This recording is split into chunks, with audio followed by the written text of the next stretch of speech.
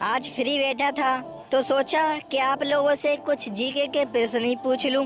तो बताइए, पहला, चाइना किस देश में है? दूसरा, 26 जनवरी कौन सी तारीख को बनाई जाती है? तीसरा, लाल रंग कौन सा कलर का होता है? चौथा, आलू को हिंदी में क्या कहते हैं? पांचवा, मुमताज की कब्र में कौन दफन है? अब देखते हैं मेरे सब्सक्राइबर कितने पढ़े लिखे हैं।